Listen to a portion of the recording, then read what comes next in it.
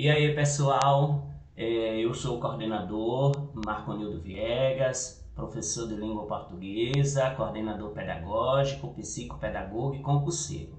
Eu fiquei devendo a vocês a segunda parte do Estatuto dos Funcionários Públicos da cidade de Palmeira dos Índios. Então, eu parei no artigo 85 e vamos dar continuidade. E se no final do vídeo você gostar, dá um like, se inscreve no meu canal, coordenador Marconildo Viegas, e isso me motiva a fazer mais vídeos assim. Vai ser leitura do texto teórico dos sites oficiais, aqui está no site da prefeitura, esse Estatuto dos Funcionários. Então, vimos sobre exoneração, sobre nomeação, sobre os cargos de provimento. Isso cai bastante nas provas, aí vocês dão uma vista no primeiro vídeo e aqui nós vamos para a segunda parte. Seção 2, dá licença por motivo de doença em pessoa da família. Poderá ser concedida licença ao funcionário por motivo de doença do cônjuge ou companheiro, padrasto ou madrasta, ascendente ou descendente, enteado e colateral consanguíneo ou afim até o segundo grau civil mediante comprovação médica. A licença somente será deferida se a assistência direta do funcionário for indispensável e não puder ser prestada simultaneamente com o exercício do cargo, o que deverá ser apurado através de acompanhamento social.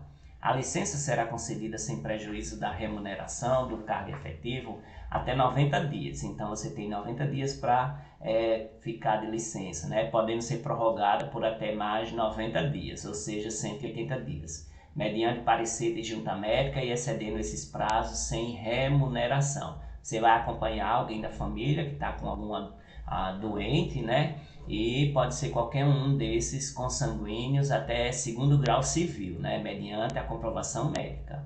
E essa licença, ela tem um prazo de 90 dias e pode ser prorrogada por mais de 90 dias. Em relação à seção 3 da licença por motivo do cônjuge, o artigo 87 diz que poderá ser concedida a licença ao funcionário para acompanhar cônjuge ou companheiro que for deslocado para outro ponto do território nacional, para o exterior ou para o exercício de mandato eletivo dos poderes executivos e legislativo. E o parágrafo 1º diz que a licença será por prazo indeterminado e sem remuneração. Então, se alguém tiver nessas condições, vai ser licenciado, porém não tem remuneração.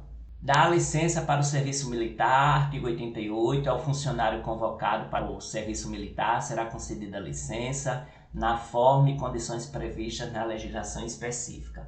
No parágrafo único, concluído o serviço militar, o funcionário terá até 30 dias sem remuneração para reassumir o exercício do seu cargo. Em relação à licença para atividades políticas, a pessoa quer se candidatar a vereador, deputado, senador, governador, presidente da República, o funcionário terá direito à licença com remuneração durante o período que mediar entre a sua escolha em convenção partidária como candidato a cargo eletivo e a véspera de registro de sua candidatura perante a Justiça Eleitoral. O funcionário candidato a cargo eletivo na localidade onde desempenha sua função e que exerça cargo de direção, chefia, assessoramento, assistência, arrecadação ou fiscalização, dele será afastado a partir do dia imediato ou do registro de sua candidatura perante a Justiça Eleitoral, até o 15º dia seguinte ao do pleito. A partir do registro da candidatura até o 15º dia seguinte ao da eleição, o funcionário fará jus à licença como se em efetivo exercício estivesse com o vencimento de que trata o artigo 45, parágrafo 3º. Dá licença-prêmio por assiduidade. Após cada quinquênio ininterrupto de exercício, o funcionário fará jus a 3 meses de licença, a título de prêmio por assiduidade com a remuneração do cargo efetivo. O parágrafo único diz que é facultado ao funcionário fracionar a licença de que trata este artigo em até 3 parcelas. Não se considerará licença-prêmio ao funcionário que, no período aquisitivo, sofrer penalidade disciplinar de suspensão e afastar-se do cargo em virtude de licença por motivo de doença em família né, sem remuneração, e licença para tratar de interesses particulares. Então, se a pessoa tiver essas duas partes aí, né, esses dois itens, ele não poderá ganhar o quinquênio, né, que é a licença por motivo de doença em pessoa da família sem remuneração, licença para tratar de interesses particulares, como também a condenação à pena privativa de liberdade por sentença definitiva, afastamento para acompanhar cônjuge ou companheiro e desempenho de mandato classista. Parágrafo único. As faltas injustificadas ao serviço vai retardar a concessão da licença prevista neste artigo na proporção de 1 mês para cada falta. O número de funcionários em gozo simultâneo de licença-prêmio não poderá ser superior a 1/3 da lotação da respectiva unidade administrativa do órgão ou entidade. Já o artigo 93 foi revogado por uma lei de 6/6/2000, que é a Lei 1467. Dá licença para tratar de interesses particulares. A critério da administração, poderá ser concedida ao funcionário estável licença para o trato de assuntos particulares pelo prazo de até 2 anos consecutivos sem remuneração. A licença poderá ser interrompida a qualquer tempo a pedido do funcionário ou no interesse do serviço. Não se concederá nova licença antes de decorridos 2 anos do término da anterior. Não se concederá a licença a funcionário nomeado, removido, redistribuído ou transferidos antes de completar 2 anos de exercício. No caso são 3, né, que é justamente do estágio probatório, viu? Então a pessoa passa o estágio probatório, pode pedir licença. Enquanto estiver em estágio probatório de 3 anos, não pode pedir licença. Dá licença para o desempenho de mandato classista. É assegurado ao funcionário o direito à licença para desempenho de mandato em confederação, federação, associação de classe de âmbito municipal, sindicato representativo da categoria ou entidade fiscalizadora da profissão, sem remuneração, observado o disposto no artigo 103, inciso 8º, a linha C. Somente poderão ser licenciados funcionários eleitos para cargos de direção ou representação nas referidas entidades, até o máximo de 3 por entidade. A licença terá duração igual a mandato, podendo ser prorrogado no caso de reeleição e por uma única vez. O capítulo 5 vai falar dos afastamentos. Em relação ao afastamento para servir a outro órgão ou entidade, a pessoa está na prefeitura, né, de Palmeira dos Índios. Aí tem um amigo que é deputado, aí quer colocar ele lá na assembleia, ou alguma pessoa conhece um juiz, ele quer ir lá para o tribunal, aí fica trabalhando à disposição, né?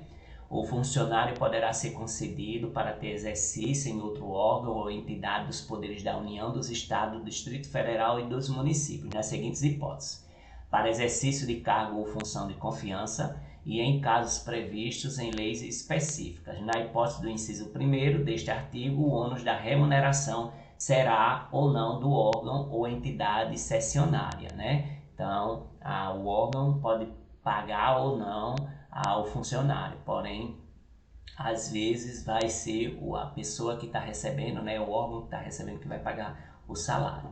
Mediante autorização expressa do prefeito municipal, o funcionário do Poder Executivo poderá ter exercício em outro órgão da administração municipal direta que não tenha quadro próprio de pessoal para fim determinado e a prazo certo.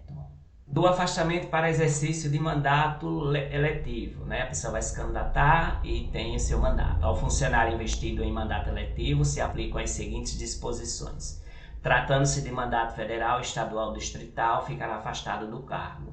Investido no mandato de prefeito, será afastado do cargo, sendo-lhe facultado optar pela remuneração, se é a do prefeito ou é aquela que ele era funcionário. Investido no mandato de vereador, havendo possibilidade de horários, ele pode ficar com as duas coisas: perceberá as vantagens de seu cargo, sem prejuízo da remuneração do cargo eletivo, e não havendo compatibilidade de horário, será afastado do cargo, sendo-lhe facultado optar pela remuneração.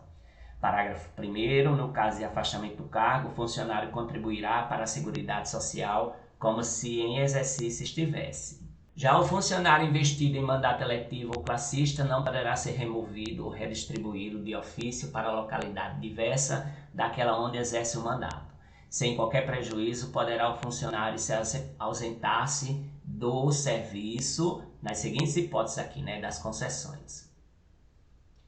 Por um dia para doação de sangue, a pessoa vai doar sangue e pode se afastar por um dia. Por 2 dias para se alistar como eleitor. Por 8 dias consecutivos em razão de casamento, né? São 8 dias de afastamento para o recém-casado. E o falecimento de cônjuge, companheiro, pais, madrasto, padrasto, filhos, enteados, menor sob guarda ou tutela e irmãos. Aí a pessoa fica 8 dias também afastada. Poderá ser concedido horário especial ao funcionário estudante quando comprovada a incompatibilidade entre o horário escolar e o da repartição, sem prejuízo do exercício do cargo. A pessoa estuda, né? Então a pessoa pode ter seu horário reduzido ou ele pode ser afastado, no caso aqui, né? Porém, tem sem prejuízo do cargo, né? Tem que ver uma outra forma de fazer a carga horária ser compensada. Para efeito do disposto neste artigo, será exigida a compensação de horário na repartição, respeitada a duração semanal do trabalho. No artigo 100, ao funcionário estudante que mudar de sede no interesse da administração é assegurada na localidade da nova residência ou na próxima, matrícula em instituição de ensino congênere em qualquer época, independentemente de vaga, na forma e condições estabelecidas na legislação específica. O disposto nesse artigo, no parágrafo único, estende-se ao cônjuge ou companheiro, aos filhos ou enteados do funcionário que vivam na sua companhia, bem como aos menores sob sua guarda, com autorização judicial. Do tempo de serviço, é contado para efeito de aposentadoria o tempo de serviço público federal, inclusive o prestado às Forças Armadas, o estadual e na atividade privada. A apuração do tempo de serviço será feita em dias que estão convertidos em anos, considerado o ano como de 365 dias. Então, eu trabalho numa empresa privada e eu trabalhei lá por 10 anos, então eu posso aproveitar esses anos. Quando eu entrar na iniciativa pública, eu posso pegar esses anos e agregar ao tempo de serviço, contando assim para minha aposentadoria. Se eu for professor da rede privada, então eu pego e tenho 5 anos, aí esses 5 anos eu posso agregar. Porém, se eu for prestador de serviço do Estado, da Prefeitura, aí eu também posso agregar esse horário, esse tempo de serviço. Se eu não quiser agregar esse tempo de serviço da iniciativa privada, eu continuo contribuindo para eu ter uma aposentadoria extra, né? Que a pessoa recebe, a aposentadoria são 2. Feita a conversão, os 2 restantes, até 182, não serão computados, arredondando-se para 1 ano quando excederem este número para efeito de aposentadoria, né? Além das ausências ao serviço previsto no artigo 98, são considerados como de efetivo exercício os afastamentos em virtude dessas seguintes causas aqui: das férias, dos exercícios de cargo com comissão ou equivalente em órgão ou entidade dos poderes da União, dos Estados e do município, exercício de cargo ou função de governo ou administração em qualquer parte do território nacional por nomeação do prefeito municipal, participação em programa de treinamento regularmente instituído, né, de caso de pós-graduação, mestrado, desempenho de mandato eletivo federal, estadual, municipal, distrital, exceto para promoção por merecimento, júri e outros serviços obrigatórios por lei, missão ou estudo em qualquer parte do país, licença à gestante, à adotante e à paternidade. Então, a gestante tem um período de licença, quem adota a criança também e o pai também. Para tratamento da própria saúde de até 2 anos. Para o desempenho de mandato classista, exceto para efeito de promoção por merecimento e de licença-prêmio, por motivo de acidente em serviço ou doença profissional, por assiduidade e por convocação para o serviço militar. Participação em competição desportiva nacional ou convocação para integrar a representação desportiva nacional no país ou exterior, conforme disposto em lei específica. No artigo 104 diz que se contará apenas para efeito de aposentadoria e disponibilidade o tempo de serviço público prestado aos Estados, municípios e Distrito Federal. A licença para tratamento de saúde de pessoa da família do funcionário com remuneração. A licença para atividade política, no caso do artigo 89, parágrafo 2º. O tempo correspondente ao desempenho de mandato eletivo federal, estadual, municipal ou distrital anterior ao ingresso no serviço público municipal. O tempo de serviço relativo a tiro de guerra. O tempo de serviço a que se refere o inciso 1 deste artigo não poderá ser contado em dobro ou com quaisquer outros acréscimos, salvo se houver norma correspondente na legislação municipal.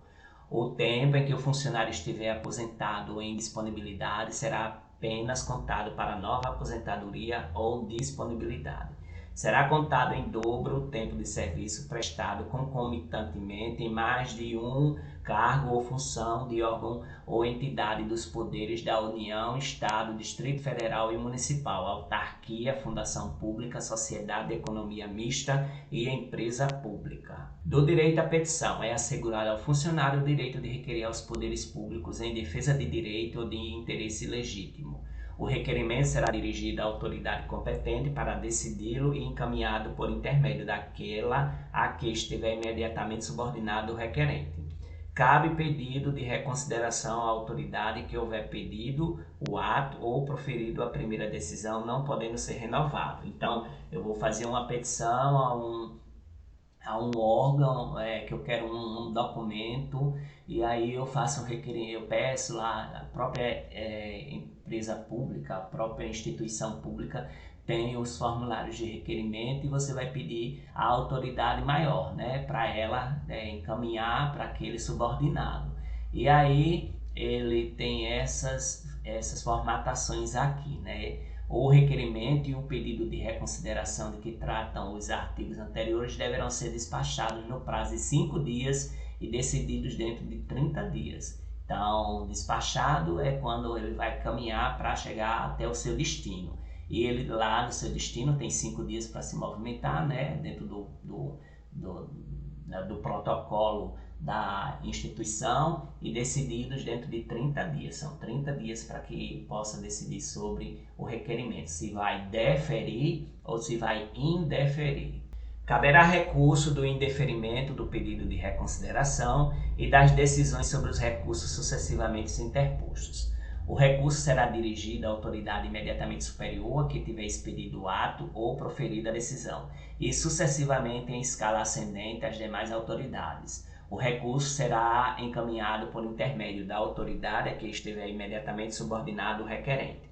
No artigo 109, o prazo para interposição de pedido de reconsideração de recurso é de 30 dias, a contar da publicação ou da ciência pelo interessado da decisão recorrida. O recurso poderá ser recebido com efeito suspensivo a juízo da autoridade competente. Em caso de provimento do pedido de reconsideração do recurso, os atos da decisão retroagirão à data do ato impugnado. Tem até um erro aqui de gramática, né? De crase. O direito de requerer prescreve em 5 anos, olha, preste atenção nesses dados aqui. Vai prescrever, né, o direito de requerimento, né? 5 anos se for atos de demissão, de cassação, de aposentadoria ou da disponibilidade, né? Ou que afete interesse patrimonial e réditos resultantes das relações de trabalho. E em 120 dias nos demais casos, salvo quando outro prazo for fixado em lei. Parágrafo único, o prazo de prescrição será contado da data da publicação do ato impugnado ou da data da ciência pelo interessado quando o ato não for publicado. O pedido de reconsideração e o recurso, quando cabíveis, interrompem a prescrição. Interrompida a prescrição, o prazo recomeçará a correr pelo restante do dia em que cessar a interrupção. A prescrição é de ordem pública, não podendo ser relevada pela administração. Para o exercício de direitos de petição, é assegurada a vista do processo ou documento na repartição ao funcionário ou a procurador por ele instituído. A administração deverá rever seus atos a qualquer tempo quando eivados de ilegalidade. São fatais e improrrogáveis os prazos estabelecidos neste capítulo, salvo motivo de força maior. Aí tem o regime disciplinar, né? Toda função tem seu código de ética, né? Então tem o regime disciplinar que a pessoa pode sofrer um processo administrativo. Dos deveres, são deveres do funcionário: exercer com zelo e dedicação as atribuições do cargo, ser leal às instituições a que servir.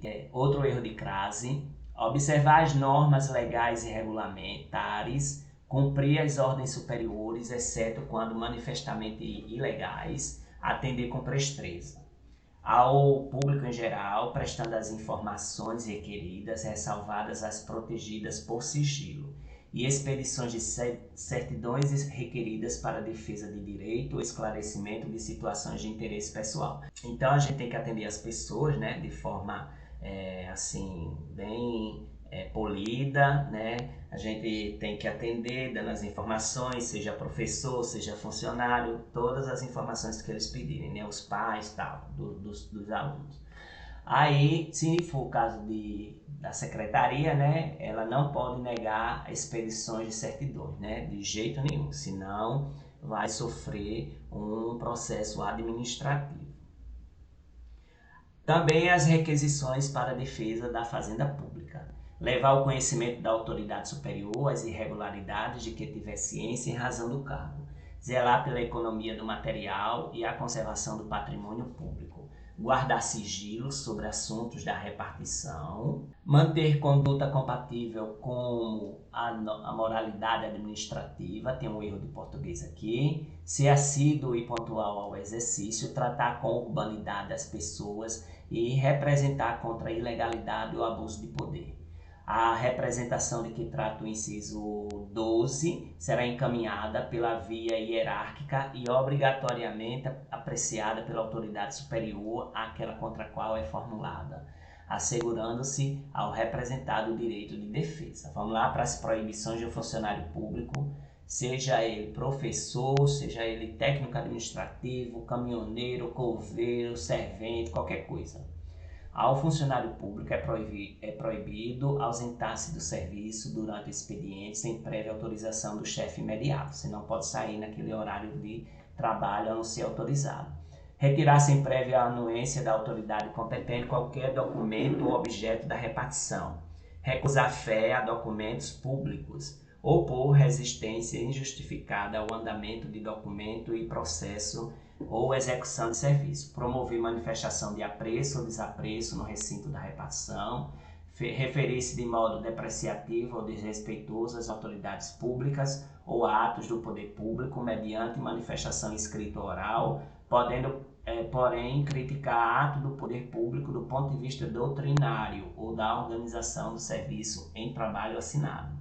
Compelir ou aliciar outro funcionário no sentido de filiação à associação profissional ou sindical ou a partido político. Valer-se do cargo para lograr proveito pessoal ou de outrem em detrimento da dignidade e da função pública. Participar de gerência ou administração de empresa privada, você não pode ter empresa privada sendo funcionário público, de sociedade civil ou exercer comércio e nessa qualidade transacionar com o município.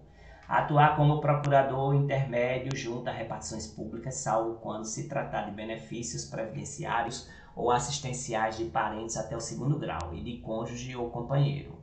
Receber propina, comissão, presente ou vantagem de qualquer espécie em razão de suas atribuições. Praticar usura sob qualquer de suas formas. Proceder de forma desidiosa, utilizar pessoal ou recursos materiais da repartição em serviços ou atividades particulares, cometer a outro funcionário atribuições estranhas à do cargo que ocupa, exceto em situações de emergências e transitórias, e exercer quaisquer atividades que sejam incompatíveis com o exercício do cargo ou função ou com o horário de trabalho. Da acumulação. Ressalvados os casos previstos na Constituição Federal, é vedada a acumulação remunerada de cargos públicos. Você não pode ter 2 empregos públicos, a não ser que seja professor, 2 de professor e 2 de médico, né, da área da saúde. Então, 2 da área da educação e 2 da área da saúde. A proibição de acumular estende-se a cargos, empregos e funções em autarquias, fundações públicas, empresas públicas, sociedades de economia mista da União, do Distrito Federal, dos estados, dos territórios e dos municípios. A acumulação de cargo, ainda que ilícita, fica condicionada à comprovação da compatibilidade de horário, porque quando dá choque de horário, 40, a gente só tem 60 horas semanais. Se dá 40 horas mais 40 horas, então dá 80 horas, é incompatível. E nisso, porém, se a pessoa insistir nessa incompatibilidade de horário, ela vai ser chamada pelo Tribunal de Contas ou o Ministério Público e vai ter que escolher entre um ou outro. E o Ministério Público ou o Tribunal de Contas faz a pessoa, porque é lei, devolver todo aquele dinheiro que ela recebeu do Estado ou do município, por acumulação de cargos.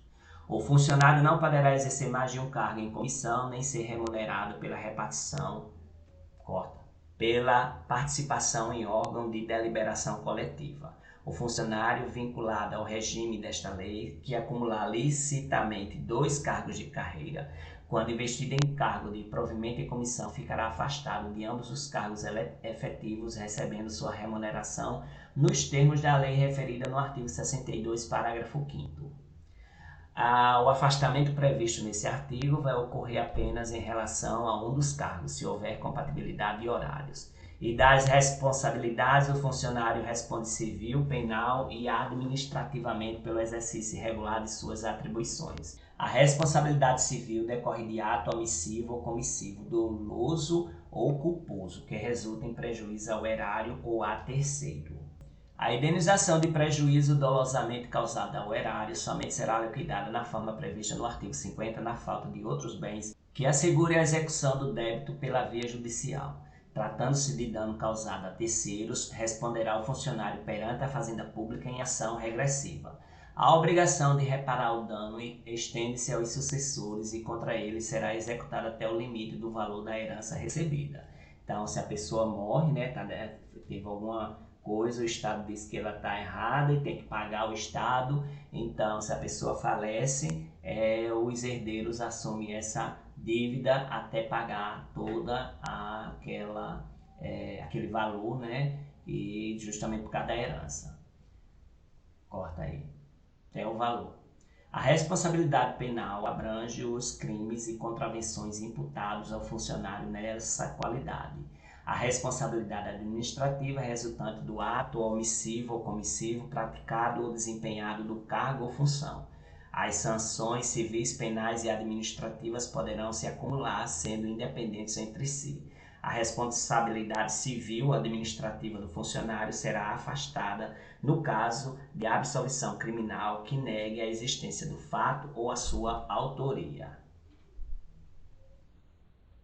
Das penalidades. São penalidades disciplinares, a Lei 1467, de 6/6 de 2000, diz aí, sobre as penalidades: advertência oral e escrita, suspensão, demissão, cassação de disponibilidade e destituição de cargo em comissão.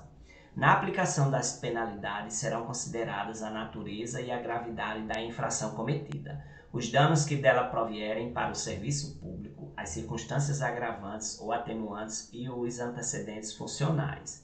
Isso aqui tudinho tem na Lei 8.112 dos funcionários públicos federais. A advertência será aplicada por escrito nos casos de violação de proibição constante no artigo 118, inciso 1 a 9, e de inobservância do dever funcional previsto em lei, regulamento ou normas internas, que não justifiquem imposição de penalidades mais graves. A suspensão será aplicada em caso de reincidência das faltas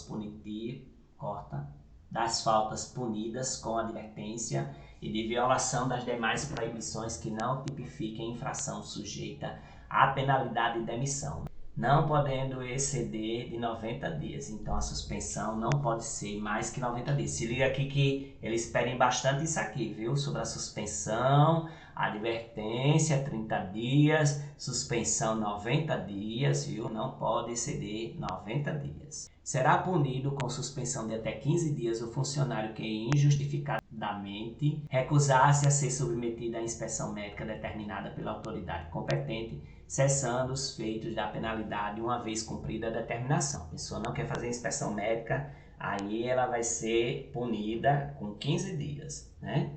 E se caso ele, nesses 15 dias, ele for fazer, então será cancelada a sua punição.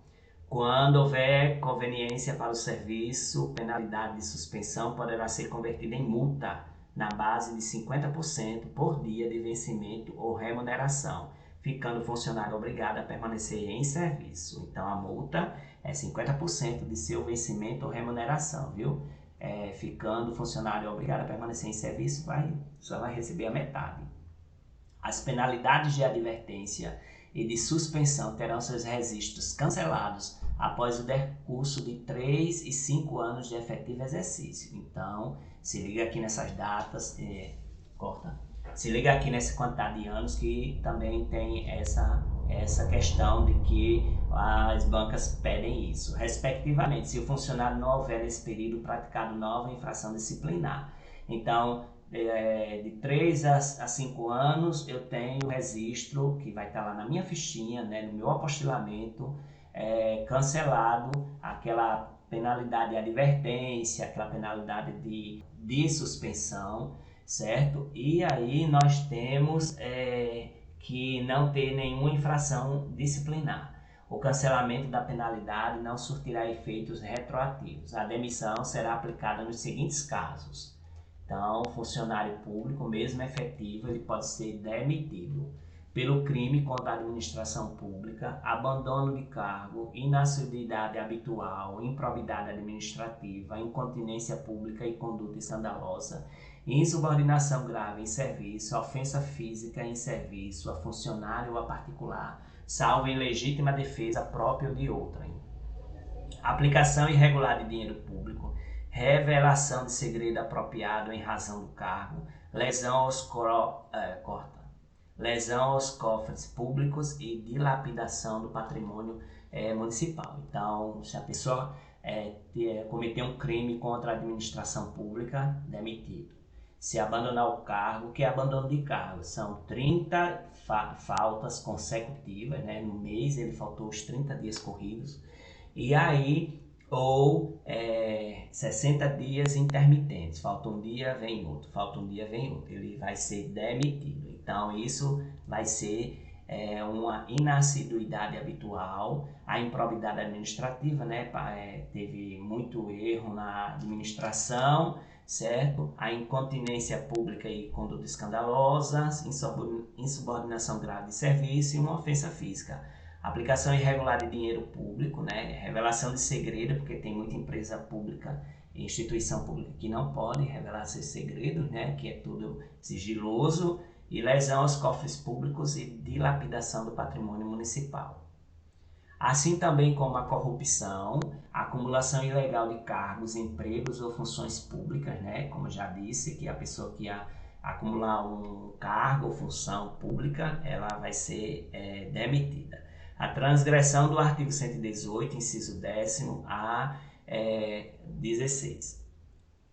Verificada em processo disciplinar acumulação proibida e provada boa-fé, o funcionário vai optar por um dos cargos, como eu já tinha falado antes. Provada a má-fé, ele vai perder também o cargo que exercia há mais tempo e restituirá o que tiver percebido indevidamente. Na hipótese do parágrafo anterior, sendo um dos cargos emprego ou função exercida em outro órgão ou entidade, a demissão lhe será comunicada, como aconteceu aqui na Paraíba, né? O presidente do sindicato do interior, ele tinha acumulação de cargos indevidos e aí foi demitido pelo governo do estado e ele vai ter que devolver todo o salário dele, aquele dinheiro que ele recebeu, né? O artigo 135 foi revogado pela Lei 1467, de 6 de 6 de 2000. A destituição de cargo em comissão exercido por não ocupante de cargo efetivo será aplicada nos casos de infração sujeita às penalidades de suspensão e demissão.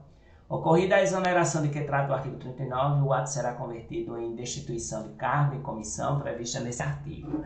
Já a demissão ou a destituição de cargo em comissão nos casos de inciso 4, 8 e 10 do artigo 133 implica a indisponibilidade dos bens e o ressarcimento do erário, sem prejuízo de ação penal cabível.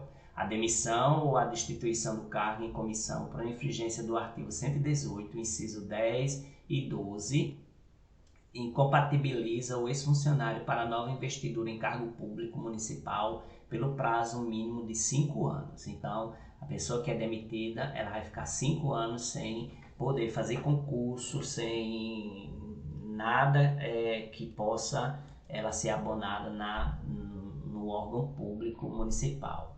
Não poderá retornar ao serviço público municipal o funcionário que for demitido ou destituído do cargo por infringência do artigo 133, incisos 1, 4, 8, 10 e 11.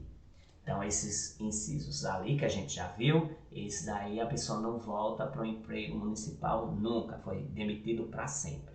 Configura abandono de cargo, a ausência intencional do funcionário ao serviço por mais de 30 dias consecutivos. Entende-se por inassiduidade habitual a falta ao serviço sem causa justificada por 60 dias interpoladamente durante o período de 12 meses.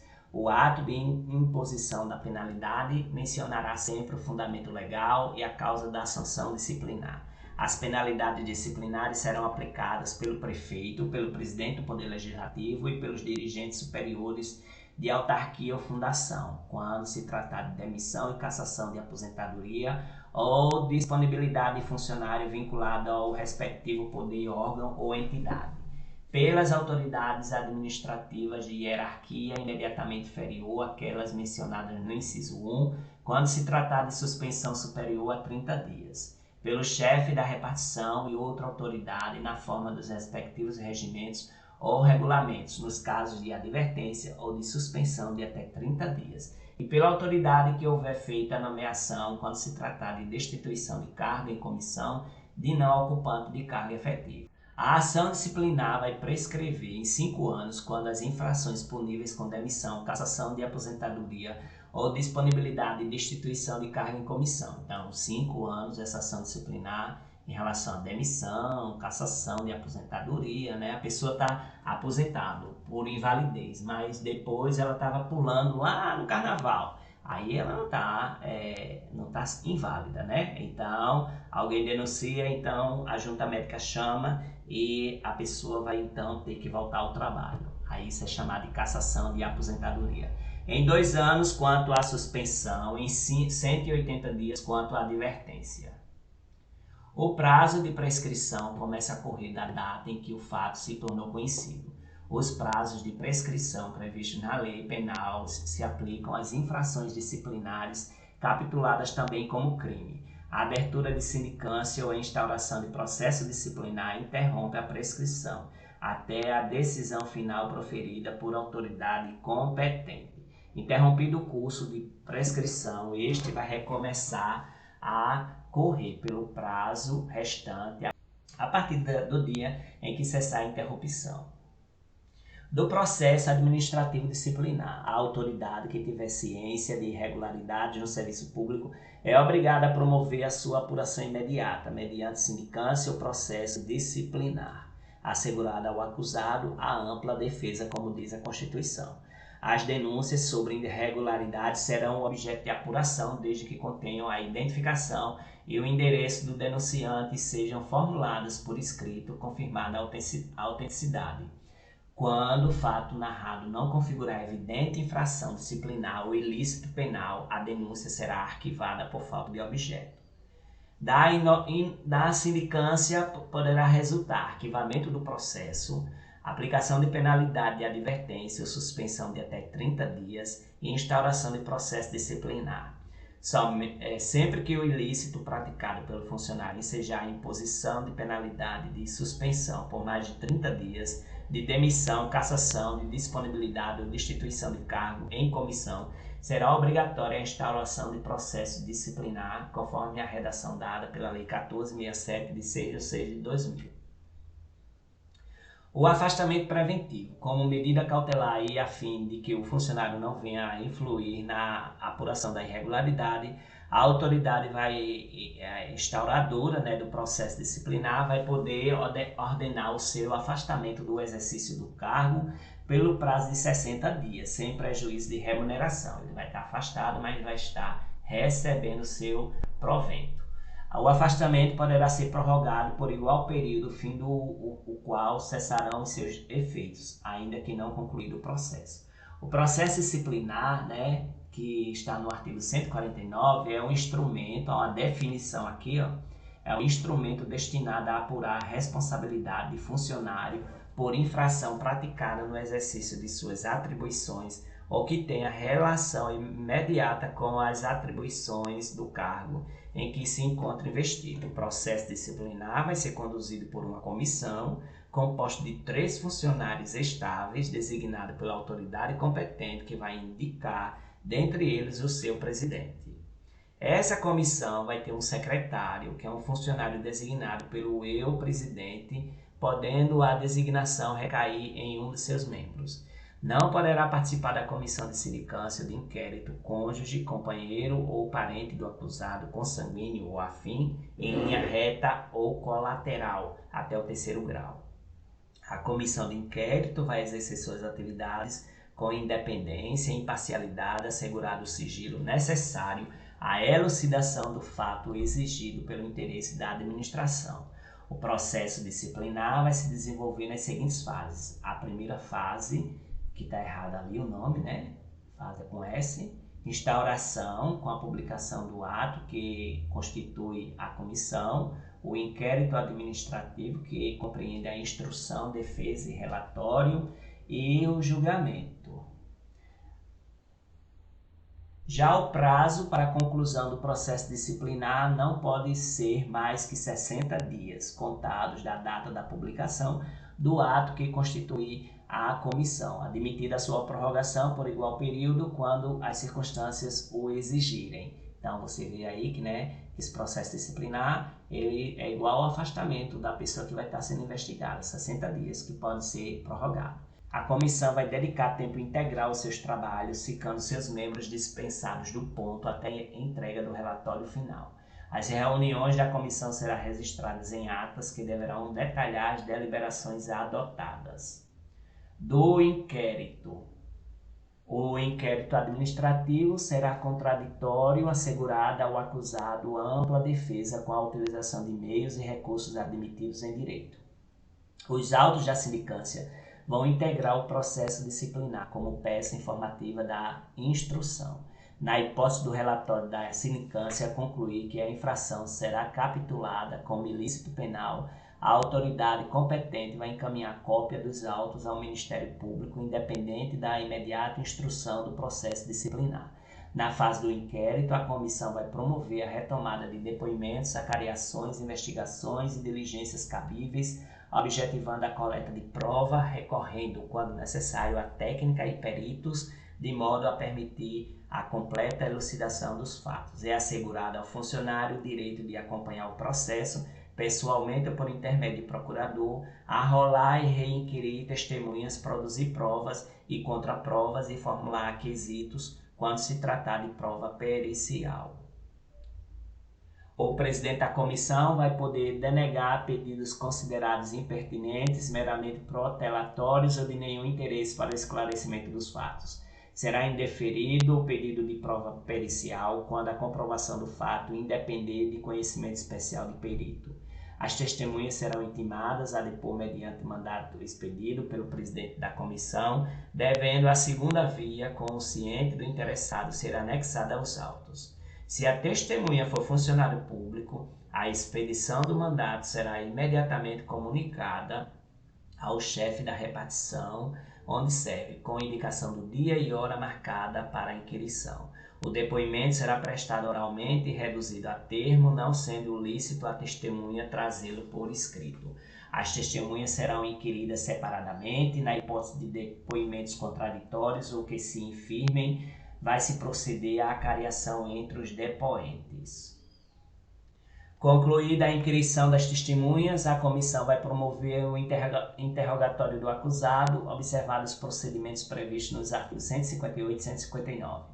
No caso de mais de um acusado, cada um deles será ouvido separadamente e sempre que divergirem suas declarações sobre fatos ou circunstâncias, será promovida a cariação entre eles. O procurador do acusado poderá assistir ao interrogatório, bem como à inquirição das testemunhas, sendo-lhe vedado interferir nas perguntas e respostas, facultando-lhe, porém, reinquiri-las por intermédio do presidente da comissão.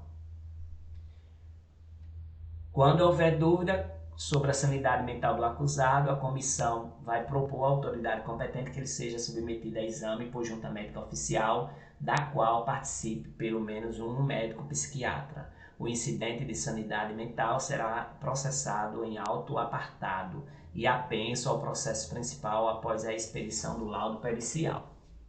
Tipificada a infração disciplinar, será formulada a indicação do funcionário com a especificação dos fatos a ele imputados e das respectivas provas. Aqui tem um erro de português de concordância. O indiciado será incitado por mandado expedido pelo presidente da comissão para apresentar defesa escrita no prazo de 10 dias, assegurando-lhe vista do processo na repartição. Havendo 2 ou mais indiciados, o prazo será comum e de 20 dias. O prazo de defesa poderá ser prorrogado pelo dobro para diligências reputadas indispensáveis. No caso de recusa do indiciado em opor o ciente na cópia da citação, o prazo para a defesa vai se contar a partir da data declarada em termo próprio pelo membro da comissão que fez a citação. O indiciado que mudar de residência fica obrigado a se comunicar à comissão o lugar onde poderá ser encontrado. Achando-se o indiciado em lugar incerto e não sabido, será citado por edital publicado no Diário Oficial do Estado e em jornal de grande circulação na localidade do último domicílio conhecido para a defesa apresentar a sua defesa. Na hipótese desse artigo, o prazo para a defesa será de 15 dias a partir da última publicação do edital.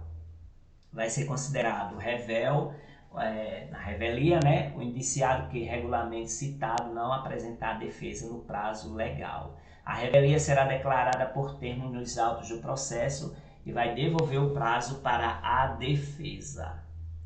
Já para defender o indiciado revel, a autoridade instauradora do processo vai designar um funcionário como defensor dativo de cargo de nível igual ou superior ao do indiciado. A apreciada defesa, a comissão vai elaborar relatório minucioso onde resumirá as peças principais dos autos e mencionar as provas em que se baseou para formar sua convicção. O relatório será sempre conclusivo quanto à inocência ou à responsabilidade do funcionário. Reconhecida a responsabilidade do funcionário, nesse relatório a comissão vai indicar o dispositivo legal ou regulamentar transgredido, bem como as circunstâncias agravantes ou atenuantes. O processo disciplinar com o relatório da comissão será remetido à autoridade que determinou a sua instauração para julgamento. Em relação ao julgamento, no prazo de 60 dias contados do recebimento do processo, a autoridade julgadora vai proferir a sua decisão. Então, no julgamento, mais 60 dias, viu? Se a penalidade a ser aplicada exceder a alçada da autoridade instauradora do processo, este será encaminhado à autoridade competente que vai decidir em igual prazo, mais 60 dias. Havendo mais de um indiciado e diversidade de sanções, o julgamento caberá à autoridade competente para a imposição da pena mais grave. Se a penalidade prevista for a de demissão ou cassação de aposentadoria ou disponibilidade, o julgamento caberá às autoridades de que trata o inciso 1 do artigo 142. O julgamento vai acatar o relatório da comissão, salvo quando contrário às provas dos autos. Quando o relatório da comissão contrariar as provas dos autos, a autoridade julgadora vai poder motivadamente agravar a penalidade proposta, abrandá-la ou isentar o funcionário de responsabilidade. Verificada a existência de vício insanável, a autoridade julgadora vai declarar a nulidade total ou parcial do processo e ordenará a constituição de uma outra comissão para instauração de novo processo. O julgamento fora do prazo legal não implica a nulidade do processo. A autoridade julgadora, que decausa a prescrição que trata o artigo 143, parágrafo 2º, será responsabilizada na forma do capítulo 4 do título 4 desta lei. Extinta a punibilidade pela prescrição, a autoridade julgadora vai determinar o registro dos fatos nos assentamentos individuais do funcionário. Quando a infração estiver capitulada como crime, o processo disciplinar será remetido ao Ministério Público para instauração de ação penal, ficando o traslado na repartição. O funcionário que responde a processo disciplinar só poderá ser exonerado a pedido do cargo após a conclusão do processo e o cumprimento da penalidade, acaso aplicada. Redação dada pela Lei 1467 de 6 de 6 de 00. Ocorrida a exoneração de que trata o artigo 38, parágrafo único, inciso 1º, o ato será convertido em demissão, se for o caso.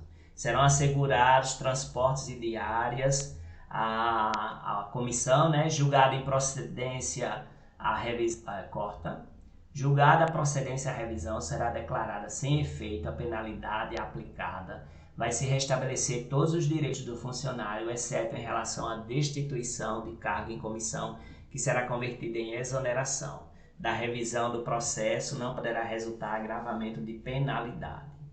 Em relação à Seguridade Social do funcionário, o artigo 184, 185, 186 foi revogado pela Lei de 2000.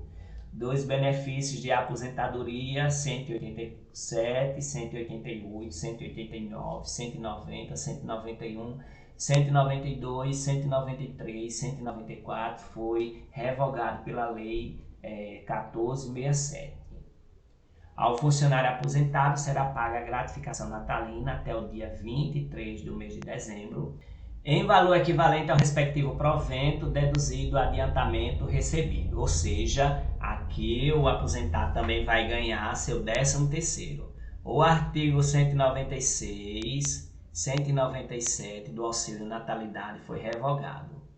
Em relação ao salário família, o salário família, definido na legislação específica, é devido ao funcionário ativo ou inativo por dependente econômico. Consideram-se dependentes econômicos para efeito de percepção do salário família o cônjuge ou companheiro e os filhos, inclusive os enteados até 21 anos de idade ou se estudante até 24 anos ou se inválido de qualquer idade. Menor de 21 anos que, mediante autorização judicial, vive na companhia e às expensas do funcionário ou do inativo, e a mãe e o pai sem economia própria.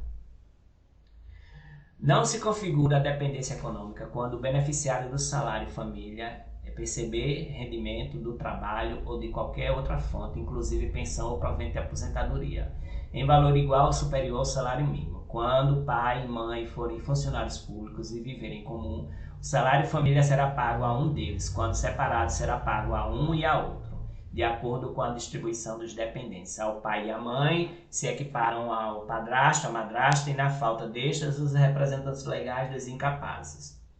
O salário família não será sujeito a qualquer tributo, nem servirá de base para qualquer contribuição, inclusive para a Previdência Social. O afastamento do cargo efetivo sem remuneração não acarreta a suspensão do pagamento do salário família. Da licença para tratamento de saúde, 213 é o artigo, será concedida ao funcionário licença para tratamento de saúde a pedido de ofício, com base em perícia médica, sem prejuízo da remuneração a que fizer jus. Eu acho que é com base, então aqui tem um erro de gramática.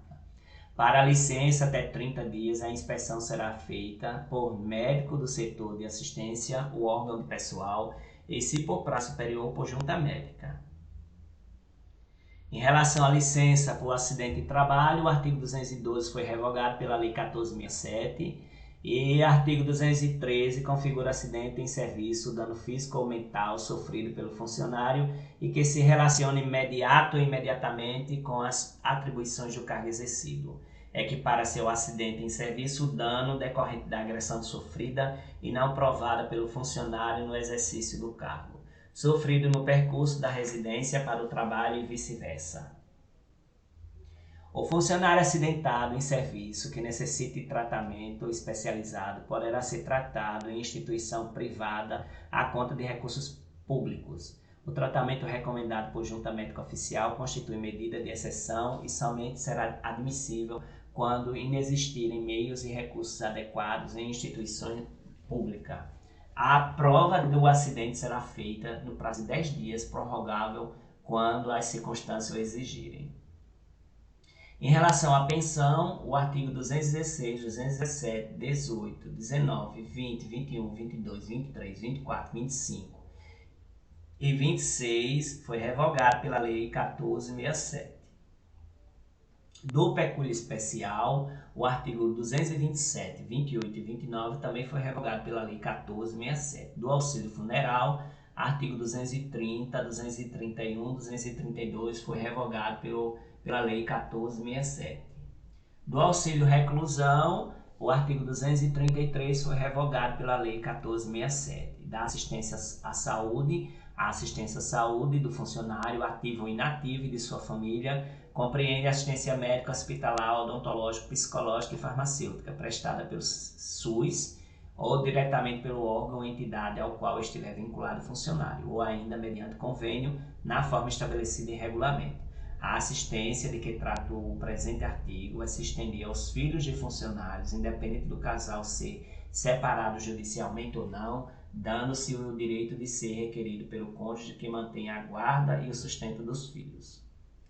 Em relação ao custeio, o artigo 235 foi revogado pela Lei 1467. Em relação à contratação temporária de excepcional interesse público, os prestadores de serviço, para atender às necessidades temporárias de excepcional interesse público, poderão ser efetuadas contratações de pessoal por tempo determinado. Consideram-se como de necessidade temporária excepcional interesse público as contratações que visam combater surtos epidêmicos, fazer recenseamento, atender a situação de calamidade pública, substituir professor, admitir professor visitante, inclusive estrangeiro, permitir a execução de serviço por profissional de notória especialização, inclusive estrangeiro nas áreas de pesquisa científica e tecnológica, e atender às outras situações de urgência que vierem a ser definidas em lei. O parágrafo 1º, as contratações de que trata esse artigo terão dotação específica e não poderão ultrapassar o prazo de 6 meses, exceto nas hipóteses do inciso 2 e 4, cujo prazo máximo será de 12 meses, e do inciso 5, cujo prazo máximo será de 24 meses, prazos estes que serão improrrogáveis. O recrutamento será feito mediante processo seletivo simplificado, sujeito a ampla divulgação em jornal e de grande circulação, e vai observar os critérios definidos em regulamento, exceto na hipótese prevista no artigo 3º deste artigo. É vedado o desvio de função de pessoa contratada na forma deste título, bem como sua recontratação, sob pena de nulidade do contrato e responsabilidade administrativa e civil da autoridade contratante. Nas contratações por tempo determinado, serão observados padrões de vencimento dos planos de cargo-carreira do órgão ou entidade contratante, exceto na hipótese do inciso 5 do artigo 238, quando serão observados os valores do mercado de trabalho. Por fim, as disposições gerais têm aqui o Dia do Funcionário Público, será comemorado a 28 de outubro. Poderão ser instituídos no âmbito do Poder Executivo e Legislativo os seguintes incentivos funcionais, além daqueles já previstos nos respectivos planos de carreira. Prêmios pela apresentação de ideias, inventos ou trabalhos que favoreçam o aumento da produtividade e a redução dos custos operacionais, e concessões de medalhas, diplomas de honra ao mérito, condecoração e elogio.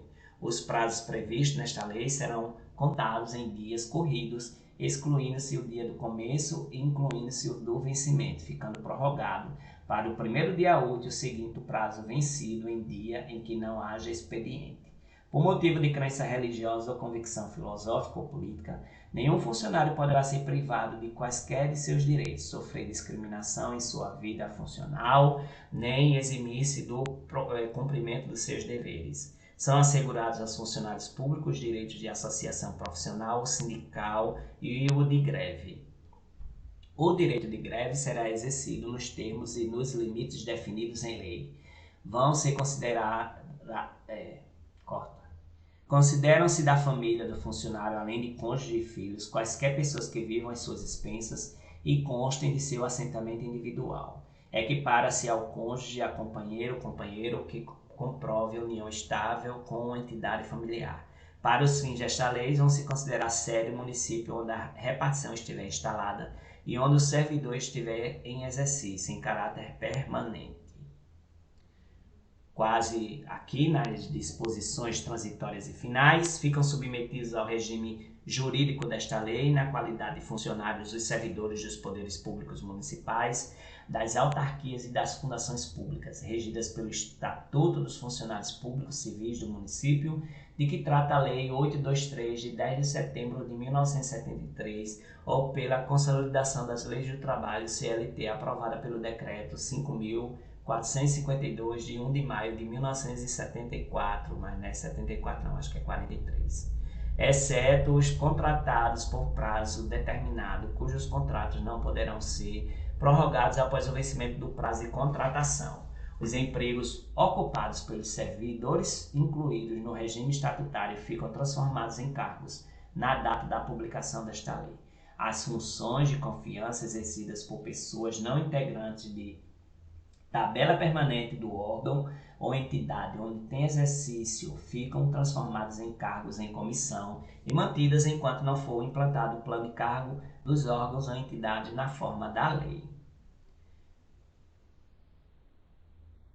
Os contratos individuais de trabalho se extinguem automaticamente pela transformação dos empregos ou funções, ficando assegurados aos respectivos ocupantes a continuidade da contagem de tempo de serviço para fins de férias, gratificação natalina, anuênio, licença-prêmio por assiduidade, aposentadoria e disponibilidade.